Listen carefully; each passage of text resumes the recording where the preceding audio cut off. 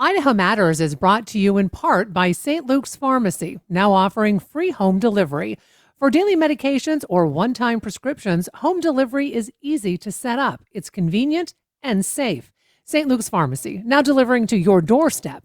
Information on how to get started at stlukesonline.org. Love Boise State Public Radio podcasts? They are free to enjoy, but not free to produce. If you can give, your support helps keep shows like Idaho Matters and Scandalize available to everyone. Donate now at boisestatepublicradio.org.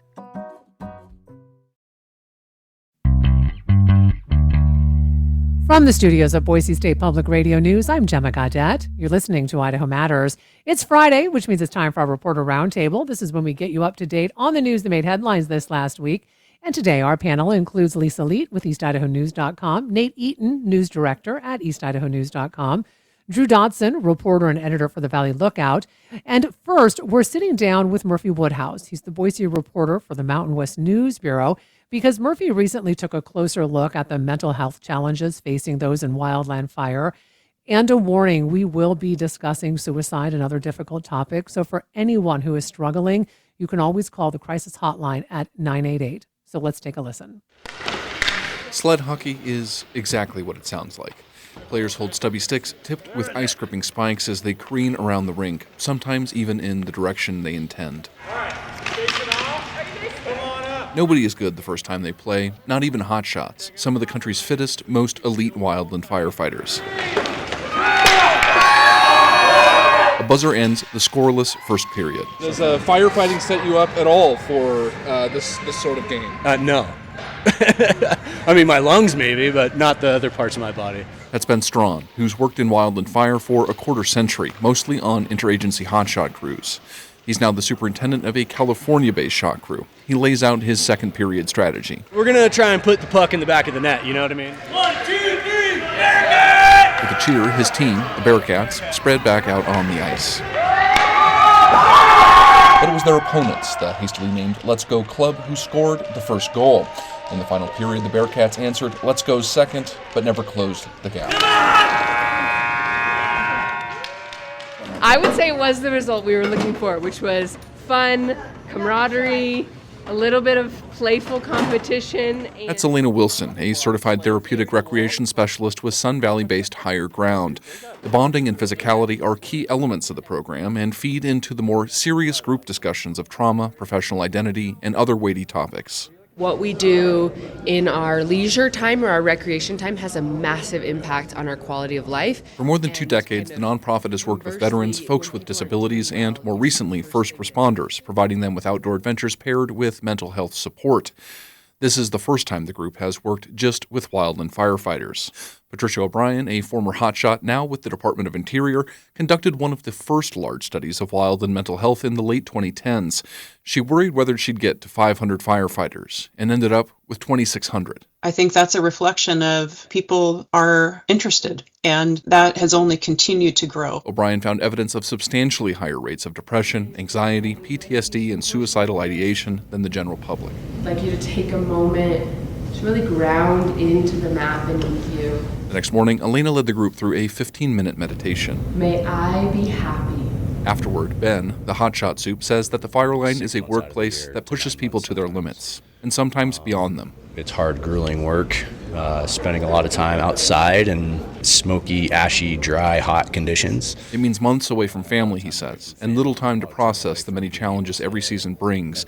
He's faced his share of challenges: divorce, homelessness, and addiction.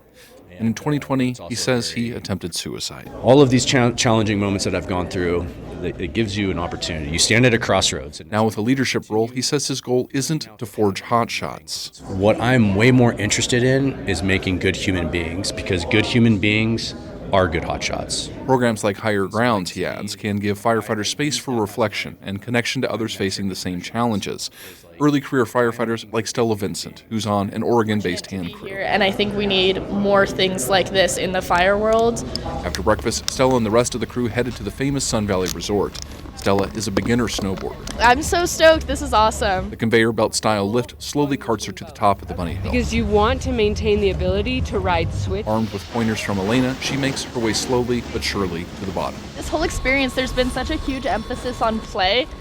which is really cool because I feel like we all take ourselves very seriously a lot of the time. After a few more confidence-building runs, she hops on a bigger lift and heads up Bald Mountain. For the Mountain West News Bureau, I'm Murphy Woodhouse. Murphy, good to have you with us. Yeah, thanks a lot, Gemma. Okay, so Murphy, the story you recently did mentioned some of the data around the mental health issues in wildland fire. Can you talk about some of those additional details that you found out? Absolutely, yeah. So Dr. Patricia O'Brien's 2018 survey has been pretty seminal. I mean, if you've ever heard anyone pointing to data around this issue, there's a very good chance that it's hers. And so I'd like to just go through some of the specific findings, which again were based on a massive number of respondents. I'd also like to share her own important qualifications that these are self-reported symptoms and do not constitute a formal diagnosis, though many participants also reported that they did have these diagnoses. So what they found is that 17% of respondents reported symptoms consistent with probable major depressive disorder. That is well over 2 times the general population. 13% said the same about generalized anxiety. That is roughly 3 times the general population. 14% reported PTSD symptoms. That is 4 times the general population. And 1 in 5 reported suicidal ideation, also well above national figures. Heavy drinking and binge drinking are also very high. So in short, this is clearly a population facing very serious risk of mental health disorders. And in addition to her doctoral research training, Patricia had a significant fire career herself, including a rough decade with the Lolo Hotshots, a crew that I've worked with in the past. Mm-hmm. I mentioned this in passing in the story, but she had some interesting thoughts about a rising health consciousness among her friends and former colleagues, and this is a shift I've also personally observed and reported on. Let's hear from Patricia. As a culture, as a whole, there's much more awareness of health, more awareness and I guess fluency about taking care of physical needs, long-term health, and then I would add mental health to that list as well. I think that's reflected in even, when I think about why the heck did we get 2,600 people to take this survey at a time when I was worried we would even get 500, 600. A more recent survey found significant concern among firefighters about these issues. Perhaps unsurprisingly, nearly all of the 600 or so respondents said the work likely increases their risks of cancer, respiratory ailments, and hearing loss. But nearly as many said the same about mental health issues. So this is clearly a real issue, and wildland firefighters are clearly worried about it. It really is just as simple as that. Yeah, it really sounds like it, Murphy. So, Murphy, in your feature, you also talked with a gentleman named Ben Strong. He is a hotshot superintendent. And you talked to him about some of those defining challenges of the work. So, did Patricia have any additional thoughts on why this work is so mentally challenging? Very much so. And, given her unique professional profile, I'm hard pressed to think of someone more qualified to opine on the matter. Like a good researcher, she said more research is needed to robustly answer that question, but she offered up many of the same explanations as Ben. But she also talked about the toll of working a job where life-changing or even ending incidents are just a very present possibility. People die or are seriously injured on the fire line with what I would call scandalous frequency. So here's Patricia again.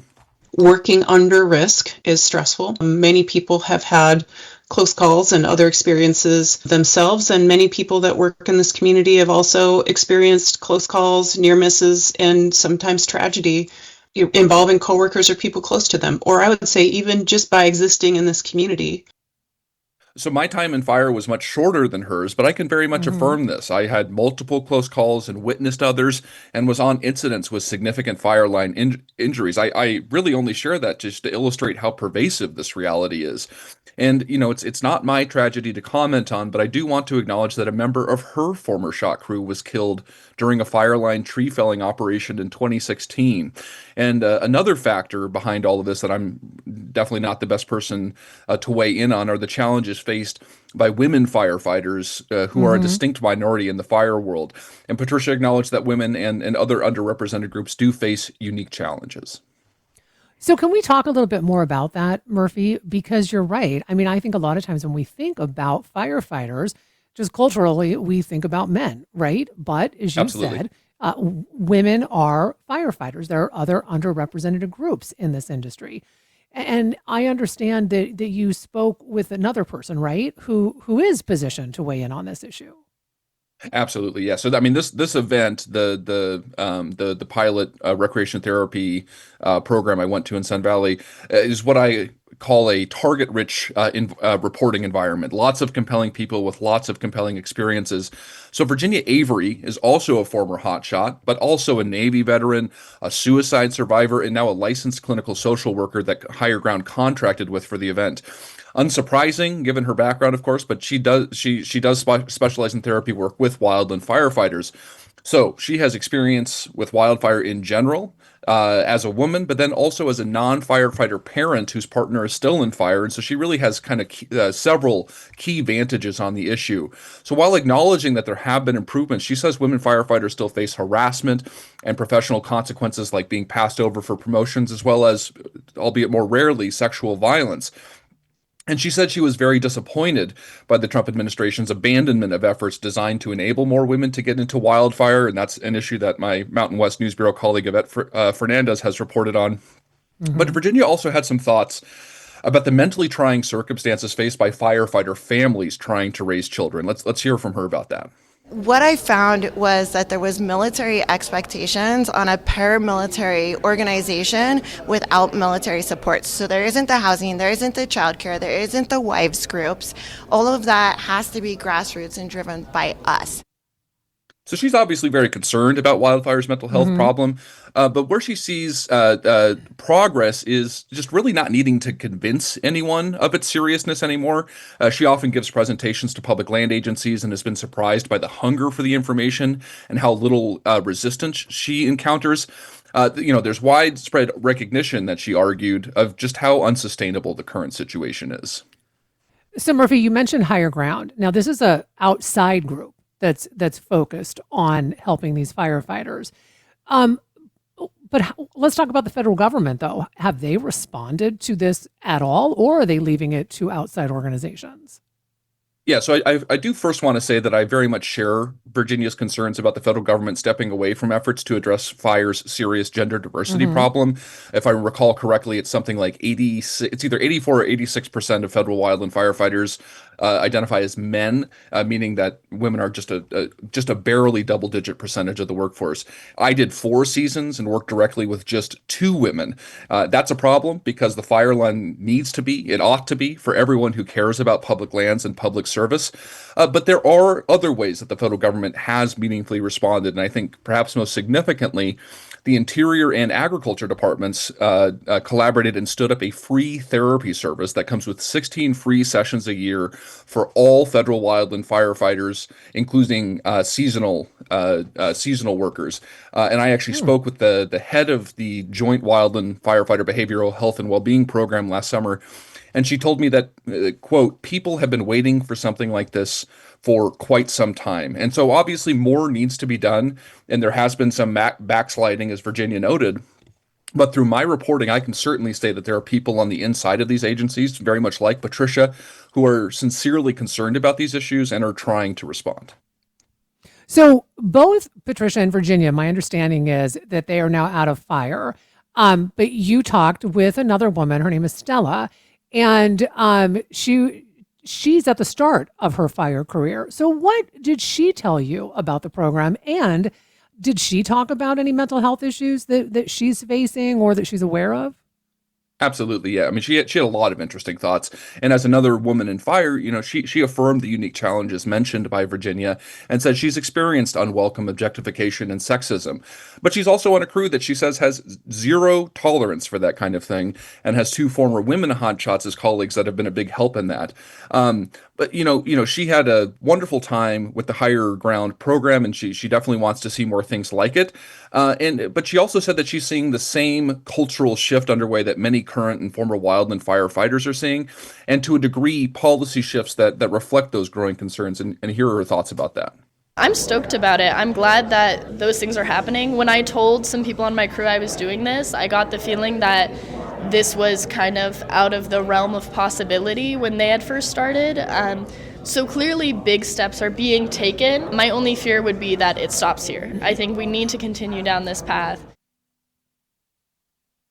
What else is there to say other than that I and many others share that hope? Mm-hmm. So, Murphy, I mean, yes, you are a reporter now, but you were a firefighter. So, I'm curious about, from your lived experience, what you're hoping the takeaway is, not just for, firefighters, but really the general public who, whether we know it or not, we rely on these firefighters to keep our wildlands area safe, right? For all the rest of us to be able to recreate and basically not have a care in the world when we go out and enjoy this land. Yeah, no, I appreciate that question. I mean, I think like wildland fire or wildland firefighters rather, they're both kind of simultaneously an extremely visible workforce and a kind of largely invisible workforce. What do I mean by that? Mm. Like every summer we see the plumes, we see the buggies, sometimes we even see the crews marching with chainsaws and tools and all of that. But I really don't think that most people appreciate not just the more obvious the extreme physical demands of this work and Mm-hmm. the real danger that the work represents. I think even less appreciated than that are exactly these sorts of mental health issues. And so like yeah, I mean, I think it just is very basically the case that this is a workforce that is facing extraordinary immediate dangers. They are facing extreme long-term physical health risks. And as I lay out here in this story, and as others have reported, I mean, there's just like a real deal mental health crisis in this population. So, I mean, I just very basically, I mean, as you stated, I mean, these are public servants. These are people doing important, dangerous work, often for quite low pay, or at least relatively low pay Mm-hmm. given the risks. And I think that people need to be more aware of the enormous sacrifices that this working population is making on behalf of their fellow lovers of public lands. Well, I really appreciate all the work that you do on this, Murphy, and bringing it to the forefront. So thanks for spending time with us today. So June will mark 50 years since the collapse of the Teton Dam in Rexburg. And Nate, your team over at East Idaho News has been taking a look back on the collapse that killed 11 people and it caused upwards of $1 billion in damages. First, for folks who aren't aware, can you give us the backstory on the dam and the collapse? Yeah, it was a warm summer day, June 5th of 1976. This dam had been promised to be the next big thing. People across the country were watching it. But on that day, it broke. It burst. It was a 3,100 foot long flood mitigation dam about 15 miles northeast of Rexburg. It broke, spilled 80 billion gallons of water into East Idaho. Rexburg was buried under about 5 feet of water. As you mentioned, 11 people died, 13,000 head of livestock were killed, and about 3,000 homes were damaged. Biggest, natural, well, not natural disaster, but one of the biggest disasters that Idaho has seen. So, Nate, your latest story in this series centers around a man who was involved in the dam's construction. Can you talk to us about him and why it was important to tell his story? Well, his name is Virgil Jonak. He's 93, and he remembers that day like it was yesterday. He was a truck driver who hauled material to and from the construction site. And he was there the day before the dam broke. He actually raised some concerns, as did other workers, as they were building this dam, that the foundation was weak, that it was not a good foundation, and that there was unstable rock, and that they felt like it was rushed into operation. And so he did raise concerns, not major concerns, but was a little bit concerned. And he remembers the day that he had to, go to work and get things done. And then the very next day, he was actually shopping in Idaho Falls when he learned, it was on a television at the store, the TV news had broken in that the dam had collapsed. And And he, if you, oh, go ahead. I was going to say, Nate, and for our listeners, if you've ever seen video of this dam collapse and the water going through Rexburg, I mean, it is almost surreal, Nate. So I can't imagine what he was looking at on the television in real time. Well, right. And imagine that you've left your home and gone 30 minutes away, wherever you live, and you hear about this. And he recalls going back, trying to get back up to Rexburg. Mm. And he remembers driving through, seeing flooded streets and dead horses and damaged homes in Shelley, which is about 35 miles away. So the water was moving all throughout eastern Idaho, and he talks about it. In fact, he got quite emotional with our reporter when he was recalling the events of that day, just because it was so catastrophic. And it's actually quite amazing that more people didn't perish in Mhm. the flooding. So, Nate, your reporting touches on design flaws as well as operational decisions. What do we know now? I mean, 50 years later, right, about the key causes of that failure? Well, it was, as I mentioned earlier, the ground, it was just poor. It was rushed. The ground was not stable enough. The construction of it was not researched enough. This was a time when, I believe, in the 30-year period between 1950 and 1979, more than 40,000 dams were being built across the country, mainly for hydropower and irrigation. And the Teton Dam, they hoped, would be the next big thing, and that if this could have lasted, they could have done it elsewhere. But it sat on a foundation of dirt that was porous and unstable canyon rock. So there were design flaws. There were flaws in the fact that it was not researched well enough, that it was rushed into construction. And actually, the dam is still there today. It's not Hmm. usable, but if anybody ever visits eastern Idaho, in fact, there's still a sign up that says Teton Dam. You can go and look and see what remains of it. So, Nate, beyond the immediate destruction, how has this disaster continued to shape policy, even development in eastern Idaho? It's a key point, you could say, of Eastern Idaho history. Everybody references the Teton Dam disaster. We remember it every year in June. There has been recent efforts to actually, or discussion among lawmakers to actually rebuild the dam. That it could be if it's done right, that it could be a stable way to get water and to save Mm. water. And if it's done right, it could be an example to do it across the country. Kevin Cook, who serves in the legislature, he's talked about it and has even talked about floating a bill. So it will be interesting to see if that goes anywhere and if they are able to rebuild this old part of history in a different, more effective way. And you would think with the advancements in technology and the way that things are today, that you could do it in a far more stable, safe Hmm. way. So, Drew, let's head up to McCall because a longtime business there is calling it quits, and they've said it's due at least in part to anti-tourism sentiment. And in your story, you outlined kind of a mix of regulatory challenges as well as weather impacts. So, how did all of this, all of these factors combine to push this business to close? Yeah, so just to start us off, we're talking about cheap thrills rentals, which I mean you just about couldn't miss driving into McCall. They're on the right-hand side of the road. They Hmm. had been in business for 35 years, and they're primarily doing, power sports rentals, jet skis, boats, snowmobiles, that kind of thing. And so just this in the last handful of weeks here, all the cheap thrills branding has come down, the signage, everything has been moved off the lot. It's kind of been stripped. And I was able to talk with the owners of the business, Rachel and Jerry Icola, and it really was a combination of factors. But the overriding one was what they say are kind of anti-tourism regulations that have come into effect in recent years, um, with also a little bit of just bad luck by way of kind of back-to-back seasons, of bad weather. You might remember Hmm. last summer we had quite a bit of rain, for the season anyway. They had 10 days of rain during prime boating season, and so they took a revenue hit on that, and then that was followed by, um, this winter. It's no secret how bad Yeah. the snowfall was. Not just here in the McCall area, but across the West. And so they were about 30% down, from that, and that kind of left them with a decision this spring of, they were already planning to put the business up for sale. But they were in a position where, well, do we borrow more money and proceed with the sale and hope it goes quick, or do we just shut it down and liquidate? And they opted to no longer deal with the headache, to just be rid of it. And that kind of gets into the anti-tourism regulations that I mentioned.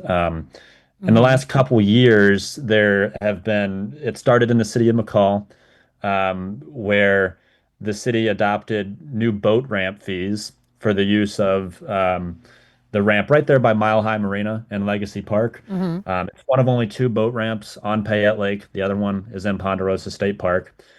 And it wasn't so much the fees themselves that were a killer. I mean, it's part of it. There was two iterations. It's only been in place for two seasons now. And the very first season, there was a $1,000 flat rate fee for commercial operators to use the ramp, in addition to a $7.50 fee per launch, per trailer launch.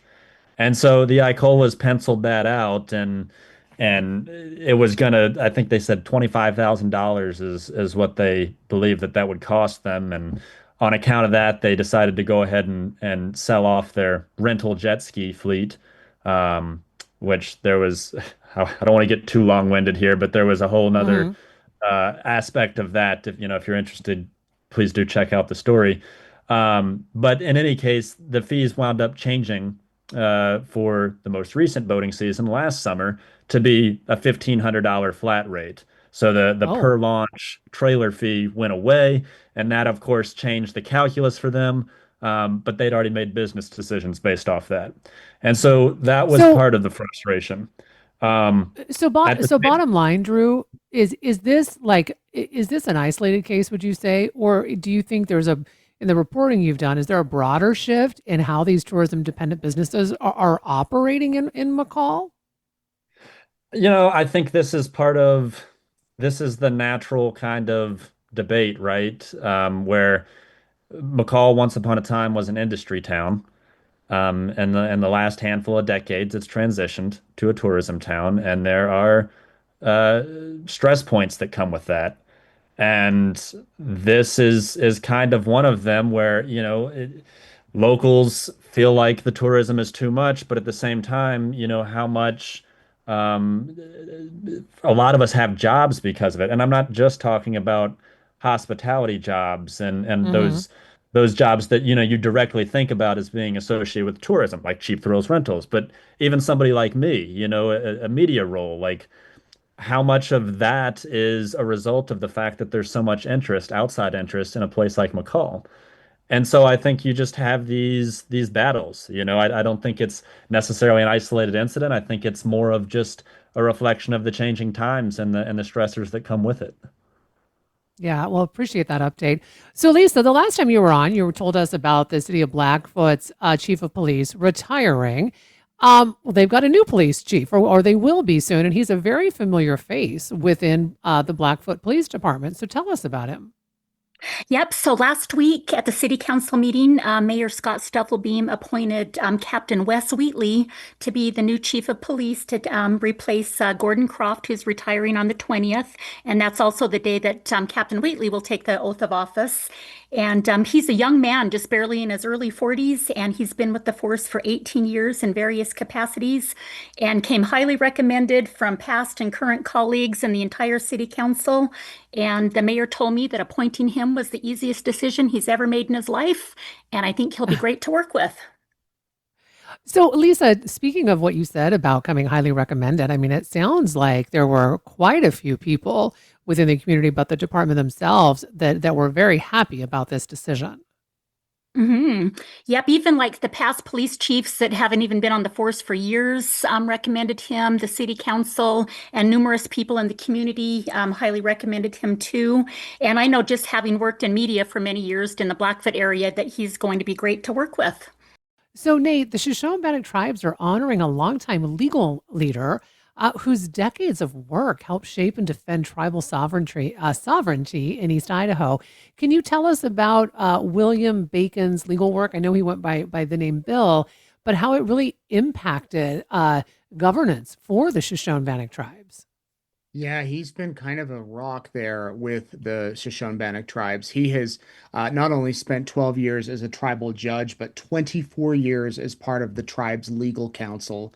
He has worked to restore their treaty rights, protect sovereignty, secure resources for the tribe. He was killed in a car crash a couple of weeks ago on March 26th when he collided with a semi-truck on I-15 in eastern Idaho. And Oh. it was a tragic crash, and many are missing him. In fact, today there's a memorial service being held at the Shoshone-Bannock Casino for him. It's an open house type of event, and from what we have heard, many people are coming to remember him and pay tribute to him.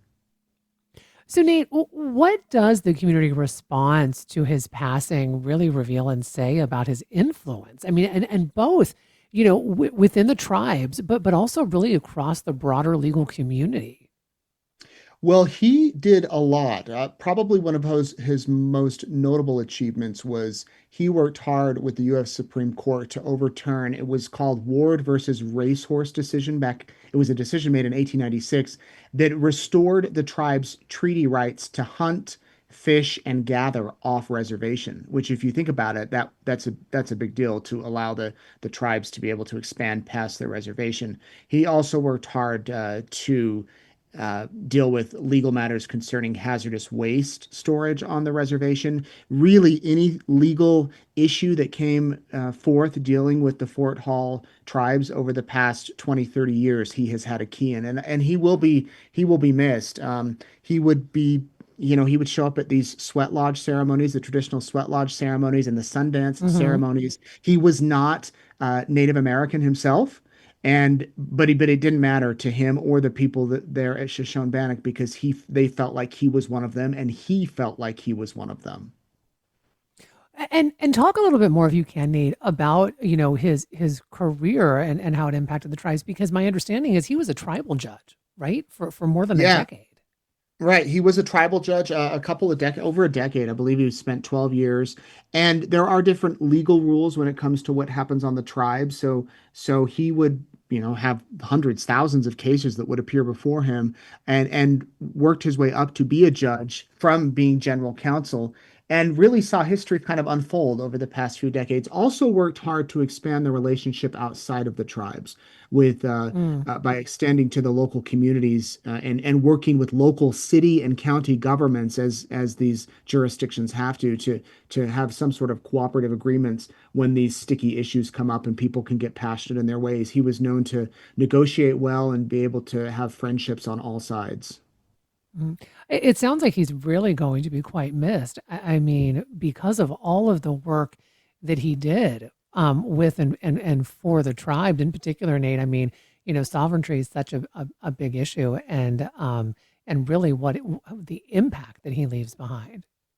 Yeah, he will be missed, and outside of the tribes as well, he received in 2023 the Martindale Hubbell Distinguished Attorney Award, which I had never heard of, to be honest, but apparently it is quite a prestigious award that the U.S. Supreme Court Bar Association bestowed upon him for his legal ability and ethical standards. And they said that he lived the tribe's cultural values when he got this award, and that he's been more than counsel for the tribe. He's been a steadfast guardian of the future and a dear friend of the tribes. Well, thanks for that story about him. So, Lisa, let's stay in East Idaho for a bit and head up to Island Park. And, this town is known really for its quite long, uninterrupted highway corridor, but they're putting in a traffic light, the first ever. And I know officials are saying this is a shift toward managing growth, but also safety along what has become a really busy tourist route. I mean, if you're going to go to West Yellowstone, you're going through Island Park.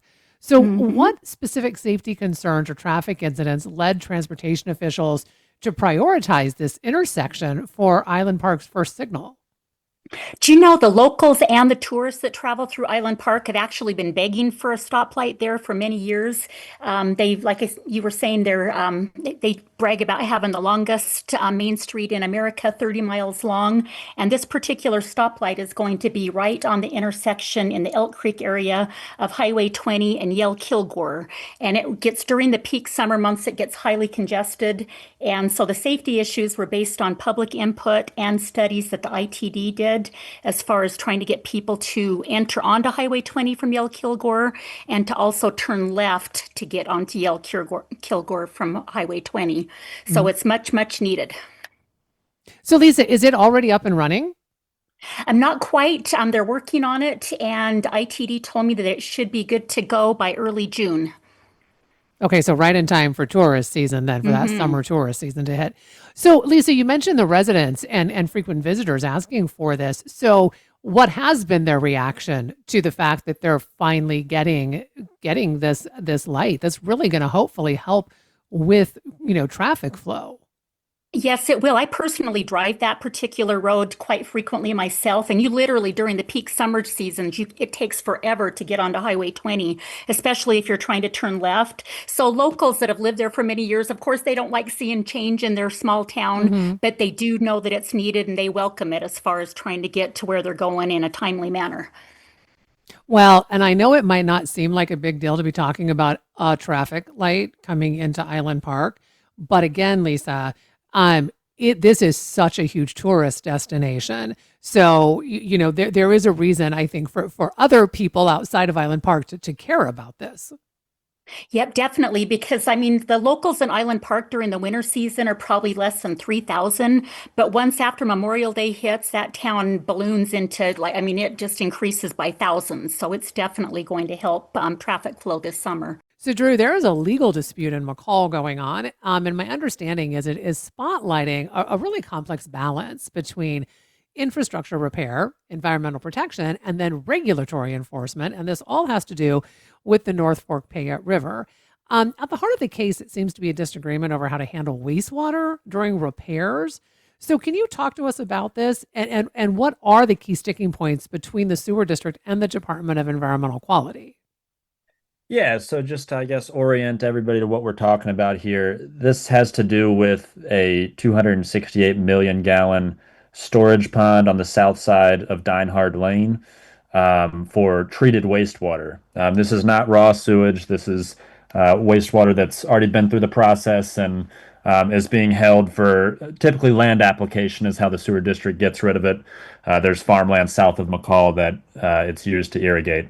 But in any case, the liner on this storage pond has been leaking for well over a decade, and the rate to which is not entirely clear. There's an underdrain system underneath it that captures it, but it also captures groundwater, so we don't know exactly how much it's leaking, but we do know it's leaking.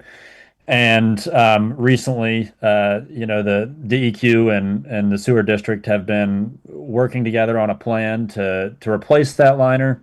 And they've kind of hit this impasse that has led to this lawsuit that was filed last month. And I guess the key sticking point in it really seems to be that, this is a major infrastructure project, and it's not something that's just going to happen overnight. And so the treated wastewater has to go somewhere. And there's a couple different approaches that the sewer district could take to manage that in the interim, while these repairs are being made, because obviously the pond itself won't be available. And so the first strategy they were looking at was there's what's called offset credits, which are basically other projects that the sewer district can complete to minimize pollutants entering the river from other sources. And to clarify, when we say pollutants here, what we're really talking about is phosphorus and nitrates. Those are kind of the two main ones associated with treated wastewater. And so there was all these negotiations going on about what some of these other projects would be. Kind of the main one being that there were several homes and a subdivision in McCall along the river that are still on septic systems. And so the sewer district was going to sewer those to basically get them off of these septic systems and thereby reduce environmental risk to the river in that way. It got all planned out, and then at the 11th hour, DEQ was reviewing the project, and they had some engineering controls that they wanted the sewer district to implement on that. The sewer district didn't agree, and that plan was abandoned. And so then on this follow-up plan that they've been working on since then for about roughly the last year, the sewer district was going to establish a new treatment component that would basically enhance the quality of the treated wastewater to reduce phosphorus by 80% to 90%, and then discharge it to the river at that point. Well, that's not acceptable to DEQ. DEQ does not want any phosphorus entering the river in treated wastewater. The permitting that the sewer district currently operates under does not allow these discharges except in emergency situations. And so that's where we are today. That's where the lawsuit comes from, is this impasse that the two agencies have been at. So, how significant then is the environmental impact, Drew, of the current leakage into the North Fork Payette River? I mean, is there any data that suggests that the conditions are getting worse, or is the concern primarily regulatory compliance? Well, so it's kind of it's a mosaic of concerns associated with phosphorus. And as you know, the North Fork flows right into Lake Cascade.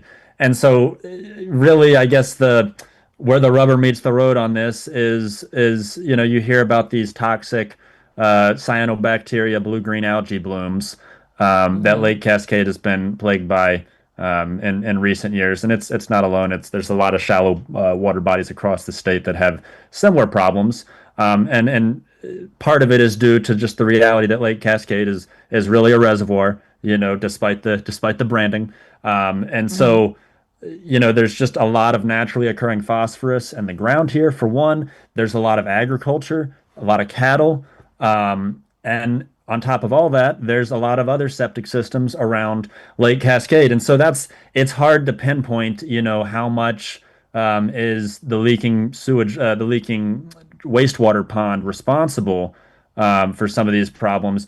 I can tell you that district engineers estimate, I mean, we're talking, maybe less than 1% of the phosphorus that's in Lake Cascade comes from this leak. But nonetheless, it's part of the overall ecosystem. And there's several efforts on all kinds of different fronts trying to address the problem, and this is certainly one of them. So, Drew, I've got about just about 2 or so minutes left with you. I'm curious about the practical implications then for McCall residents, right? If the court orders immediate repairs without allowing any discharge, I mean, could that delay in construction, or could it increase costs beyond what's already been approved? Because this was a bond approval, correct? This was a bond approval last September. McCall voters approved $7 million, not entirely for this project, but it included money for this project. It also included money for the phosphorus offset project that I had mentioned that kind of fell by the wayside. Practically speaking, what does this mean for the project, and the timeline and the cost? Gosh, that's the kind of the $1 million question, right? I know I can tell you that both of these agencies wanted this project done yesterday. Obviously, DEQ did. I know the sewer district, they have tons of issues and that they're trying to get to, and this is kind of one of the first things that they want to get off their plate. I know there's lots of motivation on both sides, and it's really just a matter of what agreement are we going to come to. As far as the timeline itself of completing the project, that's kind of one of the other complications here and the interesting aspects of this. It could potentially get done in a single building season. If the stars kind of align and all the materials are ready and the contractor's ready to go and no curveballs come at it, it could be done all in one summer, one fall. If not, though, it would stretch across the winter, and then that obviously raises the environmental consequences in terms of the need for continual discharges to the river. And so that's kind of some of the factors at play with that. All right. We'll appreciate all of the reporting on this, Drew. And I want to thank all of our reporters for joining us today. We've been talking with Lisa Lead and Nate Eaton with EastIdahoNews.com, Drew Dotson, reporter and editor for the Valley Lookout, and Murphy Woodhouse with the Mountain West News Bureau. Remember to check out everyone's work, folks, as well. And thanks so much for listening to Idaho Matters from Boise State Public Radio. Do you have thoughts about today's episode? Make sure you email us at idahomatters@boisestate.edu or reach out on our socials. Find this and other Boise State Public Radio podcasts on Apple Podcasts, Spotify, or wherever you're listening right now. If you like podcasts like this, explore more from the Boise State Public Radio podcast family. There you'll find a mix of daily news, Idaho Voices, and in-depth series on a wide range of topics. I'm talking wild horses, political scandals, sustainable ranching, and militia groups in a post-January 6th world. Wherever you get your podcasts, just search Boise State Public Radio to find what Idaho's NPR station has in store for you.